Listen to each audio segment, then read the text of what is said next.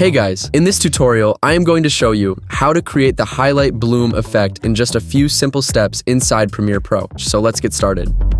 Alright, as you can see on the timeline, I have got a stock footage. You can use any footage that you like. Firstly, we have to duplicate the video footage one time. You can do this by selecting the video layer on the timeline, and then hold the Alt or Command key on your keyboard combined with the left mouse button. After that, drag the video one track above. Now make sure the top video footage is selected, and then move over to the effects panel to apply some effects. Firstly, I am going to use a Luma key effect. Let's double click on the Luma key effect to apply on the top video clip. After that, I am going to use another effect. This is a Gaussian blur effect. Now, go over to the Effect Controls panel to customize all the effects. Before customizing the Luma key effect, let's hide video layer 1 to make the bottom footage invisible. This way, we can better see how the effect works. Alright, from the Luma key effect, the threshold parameter controls the brightness level at which pixels become transparent. Increase the threshold value to isolate the brightest areas of your footage. This will be where the bloom effect will be applied. And the cutoff parameter refines the edge of the keyed area, helping to smooth out the transition between transparent and opaque pixels. Increase the cutoff to soften the edges. After that, from the Gaussian blur effect, we need to increase the blurriness value to control the intensity of the bloom effect. A higher value will create a more pronounced glow. And then you can adjust the opacity of the top clip to control the overall strength of the bloom effect. Alright, now you can see the changes on the program monitor. For more complex bloom effects, you can create multiple layers with different Luma key and Gaussian blur settings to target specific areas of your footage. By following these steps and experimenting with the settings, you can create stunning bloom effects in Premiere Pro.